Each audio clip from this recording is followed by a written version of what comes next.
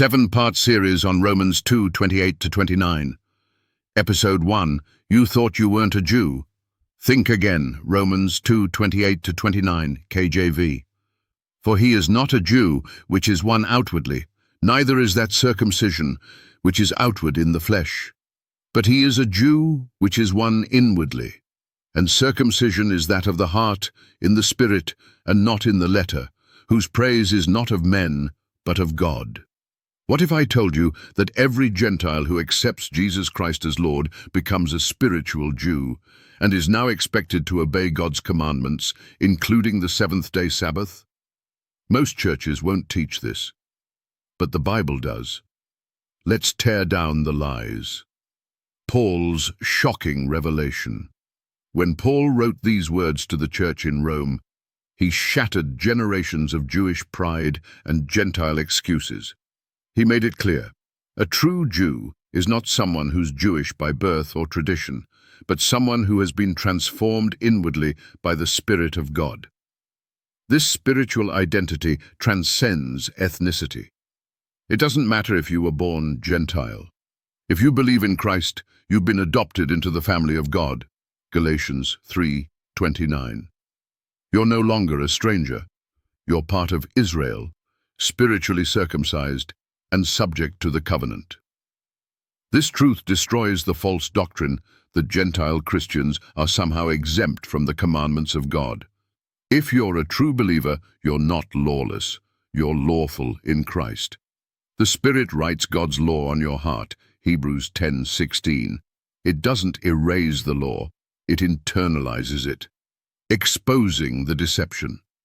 Many modern Christians boldly say, "We're not Jews. That was for them. We're under grace, not the law." But Paul says otherwise. Look again. He is a Jew, which is one inwardly. So if you are inwardly a Jew, are you not under the same expectations God gave to his covenant people? If the 10 Commandments were only for the Jews, and now you're a spiritual Jew, what excuse remains to reject the Sabbath? The deception is deep. Preachers teach liberty as lawlessness. But Paul said the opposite. Romans 3:31 asks, Do we then make void the law through faith? God forbid. Yea, we establish the law. Sabbath, not just for Jews. The Sabbath was created in Eden, before sin, before Abraham, before the word Jew even existed, Genesis 2:2-3.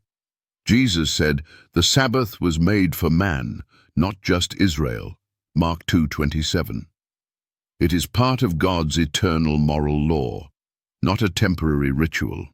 If you claim to follow Christ and say, that's not for me, you are denying your new identity. You're not a Gentile anymore. You're part of the Israel of God, Galatians chapter 6:16. And God's covenant doesn't change just because you live in the 21st century. A challenge to all leaders. To pastors who preach that the Sabbath is done away with. To priests who say Sunday replaced God's holy day. To imams who deny Jesus' divine authority. To skeptics who mock the law of God. Disprove Romans 2:28-29, if you can. If believers are now Jews inwardly, how do you justify rejecting the very law that identifies them as God's covenant people? You cannot, and the truth will stand whether you accept it or not. Closing thought. You are either a spiritual Jew who honors God by keeping his commandments, or you are a false convert, claiming salvation while rejecting the very law of the God you say you serve. Which one are you?